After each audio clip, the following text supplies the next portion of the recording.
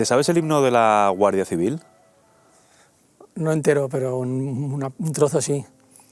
Al principio lo cantaba mal. Al principio lo cantaba mal y luego escuchando un vídeo dije, mierda, se van a dar cuenta de que no me lo sé. Y luego al final me lo acabé aprendiendo, claro. ¿Te trae recuerdos el himno cada vez que lo escuchas? Sí, me trae, bueno, no suelo escucharlo mucho, la verdad. Tampoco escucho demasiada música, pero sí, justo ese, así como Manolo Escobar, me trae, no te diré malos recuerdos, pero como un poco de vergüenza ajena de mí mismo, te diré. El himno de la Guardia Civil no, me recuerda momentos bonitos, no solo en el balcón, que supongo que lo preguntas por eso, sino también esos días de antes y de después, que en la vida lo volveré a hacer seguramente, ¿eh? Y nunca hubiese pensado que yo fuera a hacer eso, ¿no? Pero me acuerdo que una tarde de repente con los amigos estabas en el bar o estabas donde fuera o en casa y dices, oye, vamos al cuartel que está en el barrio de Gracia a darles la mano, a saludar a los que estén fuera. Y cogías las motos, te ibas al cuartel, muchas gracias. O sea, era tal el clima que se vivía, ¿no? Que no digo que fuese un clima de guerra, pero como una indefensión que tú veías, ¿no? Que estaban ahí como tirados y que nadie les hacía ni puto caso, ¿no? Y entonces era como, decías, pues no sé, la hora de caridad del día, no sé cómo lo vivíamos, pero sé que nos hacía ilusión. Íbamos al cuartel de la Guardia Civil y les dábamos las gracias. Había gente que les bajaba comida, que les bajaba cosas. Estamos hablando de Barcelona hace exactamente 5 años. 5 años. Sí, 5 años por ahí. Hace una vida, ¿eh? Hace una vida, para ti ha sido una vida. O sea, para mí es yo tengo 30, o sea, es un sexto de la vida pasado. Eres un chavalín, sí. Y la liaste bien. Bueno, la liaron más ellos. Pero tú respondiste, tú, tu familia, tus amigos respondiste. Nosotros la liamos bien, o sea, la liamos pasándonoslo bien y haciendo fiesta, que yo creo que es el modo de liarla, es decir, hay que ser contundente a veces, pero nunca puedes dejar de pasártelo bien, porque entonces acaba siendo un enfurruñado, ¿no? Que va por la vida como ahí todo está mal, todo cabreado, ¿no? Y esa mala leche la vas contagiando. Entonces fue un liarla bien, ¿no? De reírte, pues que te decían no sé cuántos, pues te lo tomabas a guasa, ¿no? Y fue un liarla bien, y eso fue gracias a que detrás de toda esa liarla, o sea, no había una sola persona, o sea, había una familia y había un grupo de amigos muy grande. O sea, que o sea, para que te das una idea, durante prácticamente un mes, cada noche en el balcón había 20 personas, cada noche. Entonces hacíamos el canelo y después de hacer el canelo salía cava, salía jabón, salía lo que fuera y cenábamos todos y comentábamos la jugada. Venían vecinos de aquí, vecinos de allí, amigos, no sé cuántos. Y le seguisteis el juego a los independentistas y aplicasteis la teoría de la infinita divisibilidad, sí, de tal manera que declarasteis la independencia de un balcón, sí, de Sarriá, el balcón de la casa familiar. Y hicimos un referéndum chulo. Eso yo creo que fue el pelotazo, porque luego al día siguiente, creo que fue cuando hubo una entrevista, no me acuerdo, no sé si en Telecinco, no sé dónde, y ahí fue un pelotazo lo del referéndum ese. Fue muy divertido, Yo, o sea, de eso tengo muy buen recuerdo, porque además, o sea, y tengo buen recuerdo porque era celebrar la familia y celebrar la amistad. O sea, y por eso tengo un buen recuerdo. Luego hay otras cosas de las que a lo mejor tengo pues menos buen recuerdo, ¿no? O sea, o que las recuerdo con menos simpatía, ¿no? Pero eso en concreto para mí fue, porque no era un show, aunque desde fuera pueda parecer un show, sino que era una respuesta natural, es decir, que nosotros, me acuerdo que eso empezó el día que entraba en la Consejería de Economía, que no les dejaron entrar, que tuvieron que saltar por el techo para escapar de la Consejería de Economía, y entonces esa noche, después en la que liaron, encima dijeron, oye, es intolerable lo que nos están haciendo, ¿no? Ellos decían, y se pusieron a tocar los huevos tocando las cacerolas a las 9 de la noche, ¿no? Y ahí empezaron. Y entonces ese primer día, yo me acuerdo que yo ya estaba casado, no, yo no estaba casado. ¿No estabas casado todavía? No estaba casado, pero yo no estaba en casa por alguna razón, es decir, en ese momento de las cacerolas yo no estaba en casa, y me llama mi madre y me dice, oye, que nos han estado aquí con las cacerolas, que no puede ser, o sea, digo, ya es lo que faltaba. Entonces me dijo, ¿tú no tienes unos altavoces que te llevaste a Irak? Luego vamos a hablar de lo de Irak y los altavoces. Pues no tienes unos altavoces, dije, pues tráetelos. Y entonces ya a partir del segundo día, pues por orden de mis padres, altavoces allí, y desde entonces no fallamos ni un solo día durante un mes. Y entonces tengo buen recuerdo porque no fue un show, o sea, no era una cosa como que estaba preparada, sino que fue una cosa espontánea, que nos lo pasábamos teta, que venían amigos. Luego sí, por ejemplo, yo qué sé, pues lo de Tabarnia, así que llegó un momento que ya era todo como todo tan pensado, todo tan tal, que yo al final me acabé ya quemando un poco, la verdad. Me acabé quemando un poco porque ya dejó de tener gracia. No era con lo que yo me siento cómodo. ¿El humor puede ser un arma política de seducción masiva? Es. Lo es. Es. O sea, el humor tiene varias cosas. Me acuerdo en la universidad una compañera que me dijo una frase que supongo que no es suya, pero vamos, que yo la escuché por primera vez, o sea, la escuché por primera vez a ella, que era: las verdades con humor entran mejor. Y o sea, yo creo que el humor tiene varias cosas. En ese momento en Cataluña, primero ya te digo, no fue impostado ese humor, es decir, es como nos salió la respuesta, nos salió en catalán y con humor, ¿no? O sea, no nos salió ni en castellano ni enfadados. Porque o sea, digo, porque es como somos, es como nosotros vivimos, ¿no? Pues nuestra catalanidad y cómo vivimos nuestra vida, ¿no? De cachondeo, a veces en plan serio, ¿eh?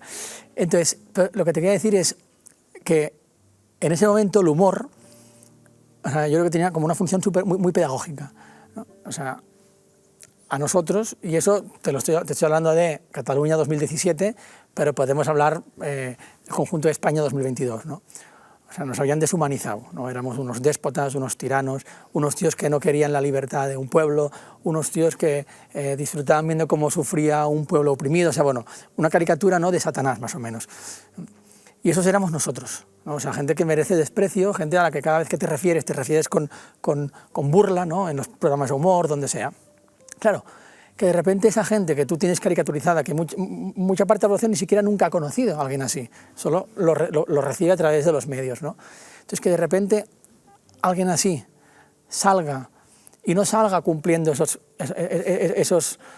sea, eso que se espera de él, ¿no?, cabreado, en castellano, sin saber articular un discurso, sino que sale pues normal, alegre, en catalán, que incluso a veces a alguno de los malos, digamos, le hace reír, ¿no? Entonces, claro, eso de repente, ese humor, ¿no?, te humaniza, ¿no? Porque dicen, coño, este tío no puede ser Satanás, este tío me está haciendo reír, o sea, algo falla, ¿no? Algo falla. Y entonces yo creo que eso es muy poderoso, porque ahí la realidad rompe ese prejuicio que había, ¿no?, de este tío tiene que ser un... Y es como no te vas a poder tomar una cerveza con esa persona, ¿no?, o con 30.000 personas, o con 3 millones de personas, pero a lo mejor sí que hay 30.000 que pueden ver ese humor, ¿no? Ya te digo, no era provocado, pero tiene esa función, o sea, humaniza. ¿Cuántos apellidos catalanes tienes? Pues no sé, unos cuantos. ¿Unos cuantos? Unos cuantos, muchos. Y con mucha honra. Mira, el otro día yo vivo de frases que me dicen amigos, ¿vale? Porque yo tengo el cerebro seco. Y me dijo un amigo una frase que me gustó mucho, que además de Barcelona, que trabaja aquí en Madrid y trabaja aquí de lunes a jueves, ¿no? Y él me criticaba, ¿no?, pues esos españoles, que en Barcelona hay muchos, ¿no?, españoles de ningún lado, ¿no? España, España, España, españoles de ningún lado. Y dijo, y no, coño, nosotros somos españoles de algún sitio, ¿no? No existen españoles de ningún lado. Entonces, yo soy eso, español, pero de Barcelona, de Cataluña, de mucha honra. Y mi forma de ser español es ser catalán. Te diste a conocer con aquel vídeo, viralmente te diste a conocer con aquellos vídeos del balcón y los altavoces y el himno de la Guardia Civil y Manolo Escobar, pero algunos ya te conocíamos de antes, incluso algunos te reconocimos en la penumbra de ese balcón y dije, este es el Tintín de Barcelona. ¿Tú eras el Tintín de Barcelona? No. ¿Ha sido tu referente periodístico, Tintín? Sí, o sea, eso me lo inculcó mi padre. Es que yo creo que la generación de nuestros padres, muchos son tintinófilos, muchísimos. Y en mi caso, pues eso mi padre me lo contagió a mí. Me lo contagió. Lo que pasa es que, o sea, yo que soy obsesivo, pues a mí me gusta Tintín, y entonces yo pues colecciono todas las figuras, tengo una colección de 70, 80 figuras de Tintín, tengo todos los libros, tengo todos cipos, tengo tal, pero no soy un experto en Tintín. O sea, a mí me apasiona Tintín, me he mirado todas sus películas, o sea, todos los VHS, me he leído todos los cómics, pero digo, tengo 30.000 amigos que saben muchísimo más que yo. Entonces, para mí, o sea, es un honor, pero no me considero como... Bueno, pero quizás no seas tintinófilo. Es un referente, sí. Pero has vivido aventuras en sí. Barcelona, más allá de la del balcón, que podría haber protagonizado Tintín, y durante mucho tiempo algunos te conocíamos como el Tintín de Barcelona. Tú has estado en los bajos fondos de Barcelona y has estado en la calle en Barcelona, pero viviendo en la calle... Cuando era más segura. ¿Ahora no podrías hacer lo que hiciste en su momento? Yo creo que lo haría, porque estoy trastocado y trastornado, pero me daría más respeto, ¿eh? Viviste entre putas y mendigos. Sí. Y me lo pasé muy bien. Escribiste un libro. Sí. Eso fue muy bien, porque te das cuenta que, o sea, es normal, vivimos de prejuicios, porque es lógico, porque no podemos conocer toda la realidad, entonces vivimos de presuponer cómo son las cosas que no conocemos, Y eso me dio cuenta, me sirvió para darme cuenta que nada tiene que ver la calle con la imagen que nosotros tenemos de lo que es la calle. O sea, es una realidad completamente paralela. O sea, de ahí te vas con 30.000 enseñanzas, ¿no? Pero, por ejemplo, lo que te decía ahora de los prejuicios.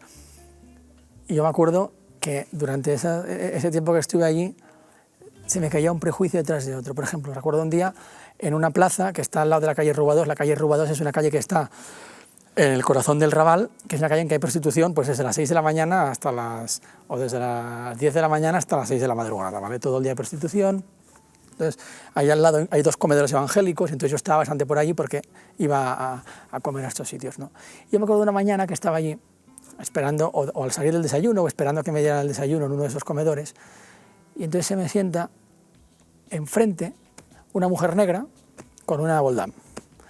Y entonces a su lado se sienta otro negro, que no se conocían de nada. La mujer tendría unos 50 años, 40 y pico, y el chico ese tendría como 30. Y el chico la confundió con una prostituta, ¿no? Y empezaron a hablar.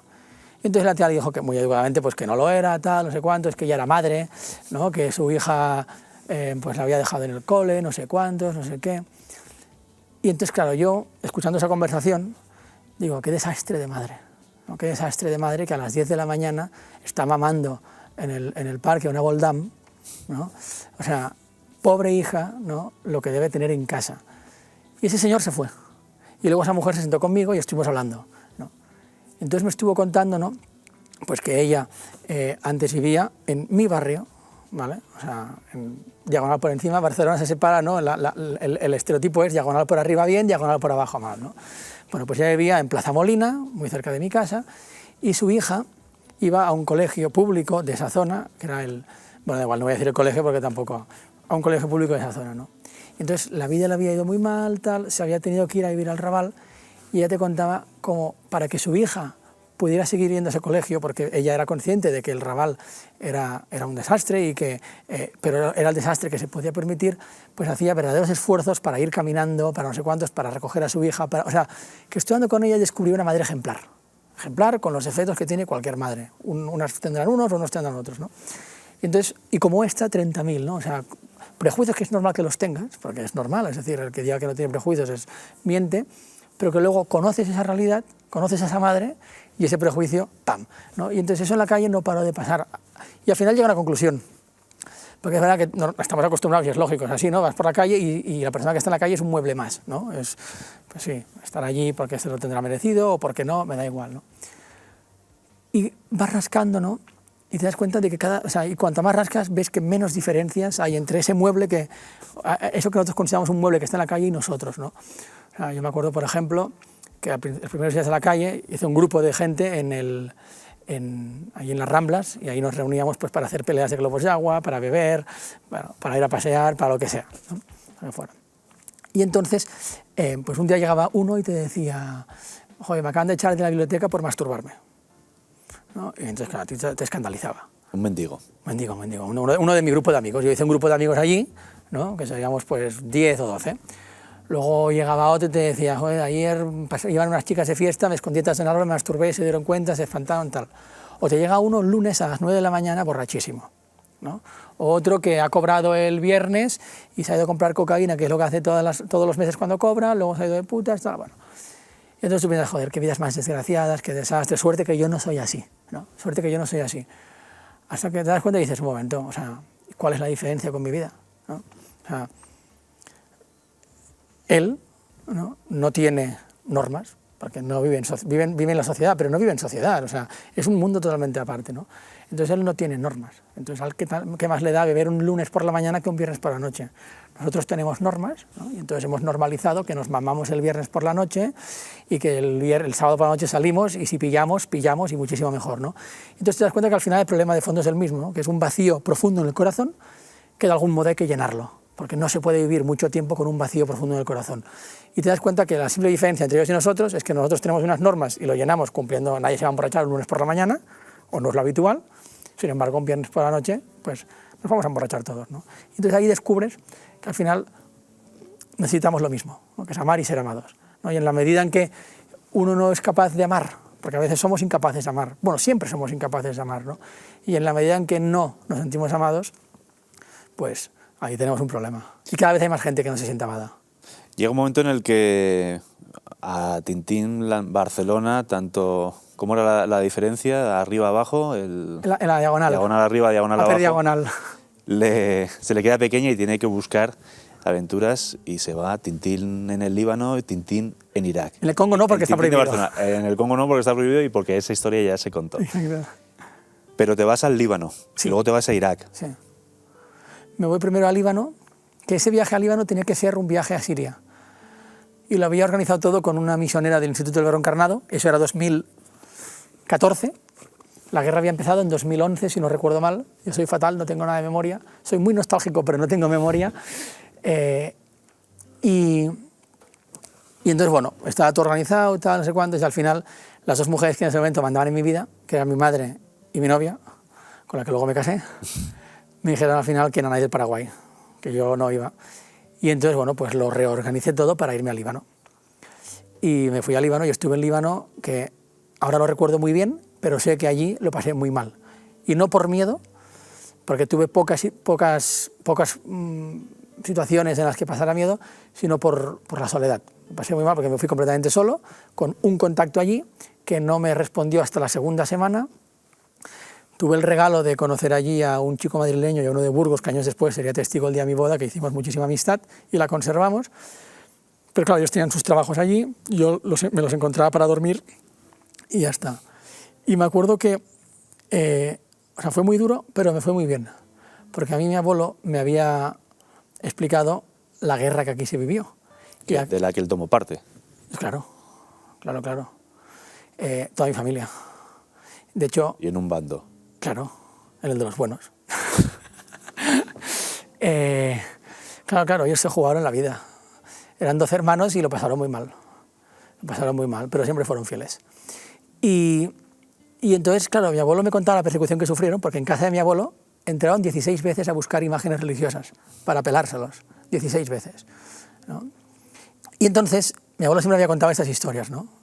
Yo qué sé, pues él había visto cómo mataban al sacerdote de su parroquia. Había ido su madre a misa por la mañana a las 8, ahí a l'Esep, del Josapets. Ellos vivían en un edificio en Plaza l'Esep, en un ático, que les habían dejado porque su padre, mi bisabuelo, era el conserje del Instituto de Higiene Municipal, un hombre muy sabio, consultado por todo el barrio, súper querido, y eso le salvó la vida. Y entonces, pues, mi abuelo se ponía a mirar por la ventana, y entonces, bueno, salió la gente de misa, tal, y él vio cómo los milicianos cogían al sacerdote, ¿no? Y le pegaban un tiro, ahí. Y eso lo vio mi abuelo, que tenía en ese momento 9 años. Y además hay una frase que siempre me ha impactado mucho, ¿no? Porque se lo explicó a mi abuela, y le dijo: Mara, acaban de matar a Musén, no me acuerdo cómo se llamaba, ¿no? Acaban de matar al padre tal. Y mi bisabuela le dice a mi abuelo: no te preocupes, que esta noche el padre desayuna en el cielo. Y ya está. Y entonces a mí me habían explicado esto. Y de hecho la persecución religiosa más salvaje que ha habido seguramente en la historia la hemos vivido aquí, ¿no? O sea, de hecho ahora pronto, bueno, da igual, no quiero avanzar nada, pero es igual, vamos a sacar una campaña sobre este tema, ¿vale? Más de 10.000 mártires hay en España en 5, 6, 7 años. Es una salvajada. Pero claro, a mí me costaba mucho creer que esto, que me habían contado, que a mí me costaba, o sea, que me lo creo, pero me costaba creer que esto fuera todavía posible a día de hoy. No porque pueda haber personas salvajes, sino porque pueda haber personas tan valientes, que luego descubrí que no son valientes, sino que es gente que acoge la gracia, ¿no? Y me costaba creerlo porque, claro, yo veo, y la sociedad en la que yo vivo no es la de mis abuelos. Es una sociedad muy diferente a la de mis abuelos. Y a la de mis bisabuelos ya ni te cuento. Y entonces a mí me costaba mucho creer que fuera posible que en una sociedad como en la que yo vivo, que es una sociedad que se avergüenza de Cristo, que se ríe de Cristo, en la que los católicos nos avergonzamos de decir que somos católicos, haya tanta gente dispuesta a morir por Cristo. Y entonces, la principal idea de ir al Líbano era ver si eso era cierto. Es decir, están hablando de esto, cada vez más gente importante habla de esto, Benito XVI, Cameron habló de genocidio, o sea, cada vez más gente habla de esto, será verdad, en los grandes medios prácticamente no lo he visto, aquí tengo una disonancia, o sea, algo me choca, quiero entenderlo, y entonces me voy al Líbano a encontrarme con esos cristianos de Siria que estaban huyendo, que me cuenten qué es lo que ha pasado. Y lo que siempre explico, que o sea, al principio me acuerdo que se cabrearon un poco conmigo, Porque a mí se me hacía muy difícil y me sigue pasando, imaginarme cómo tu vecino puede querer matarte. Se me hace muy complicado. Y se me hace muy complicado entender en qué momento tú te vas de tu casa. O sea, en qué momento tu vida, o sea, en qué momento dices hasta aquí, ¿no? Y entonces te das cuenta de que no hay un momento, ¿no? O sea, te das cuenta de que unos te cuentan, pues de repente empezaron a ver pintadas por las calles de nuestros pueblos, perros cristianos, huid. Y ahí había familias que ya empezaban a marchar. Luego, yo qué sé, pues pedradas. Luego te cuentan, pues mira, mi tío no llegó a poder escapar porque ya era demasiado tarde. Otro que te dice, pues de película, me tuve que escapar por la puerta de atrás a casa y ya nunca más volví, ¿no? Y yo preguntaba, pero quería entender, o sea, cómo eso es posible. Y creo que nunca seré capaz de comprenderlo hasta que algún día tenga que vivirlo, si es que lo tengo que vivir. Porque es muy complicado entender, o sea, en qué momento tu vecino dice, eres mi enemigo, hasta el punto de voy a matarte. Y entonces eso a mí me cuesta mucho entenderlo, pero es real. O sea, en el mundo hay 360 millones de cristianos que sufren eso. A la luz de lo que viviste y viste en Líbano y en Irak, y a la luz de lo que te contaba tu abuelo, ¿puede hablarse en España ahora mismo propiamente de una persecución a los católicos? ¿O es frivolizar? Bueno, o sea, sería... No, te diré una cosa. Lo veo y te subo dos. O sea, yo creo que es peor para la fe la persecución sutil que la persecución cruenta. O sea, está demostrado que en aquellas zonas en las que los cristianos se juegan la vida, la fe está viva. O sea, Cristo está allí, la fe crece. Y en las zonas en las que no te juegas la vida, que es una persecución pues más sutil, a lo mejor social, pues un escalón más, a lo mejor legal, y ya está, la fe poco a poco va muriendo. Entonces, hablar de persecución no es que sea frivolizar, sino que yo al revés, yo te diría, no es que sea peor tampoco, en cuanto a más dramática, sino que es más peligrosa. O sea, cuando es sutil, es más peligrosa, porque uno se va enfriando. Cuando a ti te ponen entre la espada y la pared, ¿no? Y te dicen, eres cristiano, eres católico, solo puedes hacer dos cosas. Decir, no lo soy, y te salvas, y sales por la puerta, como estás ahora, te vas a tu casa y lo tienes todo, o decir, sí lo soy. Entonces, si dices, sí lo soy, te matan. O te quedas sin casa, sin trabajo, sin ahorros, tus hijos dejan de estudiar, a lo mejor matan a tus hijos, que eso es lo que les ha pasado a cientos y cientos y cientos y cientos y cientos de miles de cristianos. Entonces, cuando tú dices, sí, soy cristiano, no sé cómo hacer en Irak una sola apostasía, es decir, todos han dicho, sí, soy cristiano, eso es un salto al vacío. Es un salto al vacío, porque uno puede tener fe, pero es un salto al vacío, ¿no? Es decir, dices que eres cristiano sabiendo que el siguiente paso a eso es perder tu vida. Y entonces, cuando tú saltas al vacío, el Señor nunca te deja caer. Nunca te deja caer, ¿no? Sin embargo, aquí no es... o sea, no te ponen nunca contra la espada, entre la espada y la pared. O sea, aquí nadie te obliga a decir, eres cristiano o no eres cristiano, porque si dices que no lo eres, o si dices que sí si lo eres, te matan. O sea, aquí, pues, tú puedes siempre, ¿no?, nadar entre dos aguas, ¿no? Vas allá a medias, ¿no? Nunca queda del todo claro. Y tienes 30.000 formas de decir que no lo eres, pero sin que lo digas directamente. Entonces, claro, al final aquí no se nos exige un salto al vacío como se nos exige en Irak, o en Nigeria, o en Nicaragua, me da igual, donde sea, o en China. No se nos exige a lo mejor un saltito de medio metro, que te tuerces el tobillo y ¡ay!, me ha hecho un poco de pupa, ¿no? Se nos exige eso. Y muchas veces ni siquiera somos capaces de ese saltito. Entonces, claro, o sea, ¿cómo va a haber vida de fe? O sea, ¿cómo va a haber una fe viva si no hay abandono en el Señor? Entonces, por eso esa persecución que no te exige eso, ¿no?, muchas veces es más peligrosa. Me hablabas antes de una campaña para la que estás trabajando, supongo que es una campaña para la Asociación Católica de Propagandistas, sí, la CDP, justo, para la que trabajas. Sí. ¿Has hecho ya alguna campaña? Sí. Y ha sido muy sonada. ¿Son las marquesinas de los autobuses una nueva forma de anunciar un mensaje? Sí, o sea, aquí el tema es, o sea, ¿cómo puedo llegar a la gente y que sea del modo más real posible? ¿No? O sea, y entonces me parece más real, por ejemplo, una marquesina que un anuncio en Twitter, ¿no? Porque con un anuncio en Twitter con dinero podrías llegar a mucho más, pero la marquesina te la encuentras no a través de una pantalla, sino cara a cara. Y luego tiene un poder la marquesina, y es que es como público, que no es público, pero es como mensaje público, y eso le da no es un caché, pero le da un poder, le da o sea, la persona que va por acá dice, coño, esto no es un cartel ahí de unos anarcos que han metido ahí no sé cuántos, tal, no, o sea, eso es una cosa seria. Entonces, es un modo que pues lo hemos probado, ha funcionado muy bien, y mientras se pueda seguir utilizando, que ya te digo que no queda demasiado porque cada vez hay más problemas para utilizarlas, lo seguiremos utilizando. ¿Y eso ya más porque comunicáis un mensaje de siglos con un lenguaje de hoy? Sí, puede ser. Más que un lenguaje de siglos, yo te diría que es un lenguaje, o sea, es un mensaje, no sé, es que yo os lo digo, en una sociedad que no estuviera tarada... ¿Esta lo está? Sí, yo creo que sí, y mucho, y muchísimo. Y nosotros también, ¿eh? Tú no tanto, pero yo sí. Más que otros. Pero no harían falta estas campañas, son incluso ridículas, te diría, serían ridículas. O sea, cualquiera de las campañas que hemos hecho hace 300 años daría pena, ¿no? Pero claro, cuando tienes a tantos diciendo, pues no, cogiendo ahí un poco a Chesterton, diciendo que el pasto es de color azul, ¿no? Pues a lo mejor hay que decir que es verde. Y dices, oye, ¿y de qué sirve eso? Pues mira, no sé de qué va a servir, pero yo creo que estamos en un momento en el que por lo menos, y es muy importante, va a contribuir a que la gente poco a poco vaya perdiendo el miedo a decir el pasto es verde. Porque estamos en ese momento ahora. Hemos tenido miedo durante un tiempo, empezamos yo creo a perder el miedo a decirlo, y hay que perderlo del todo.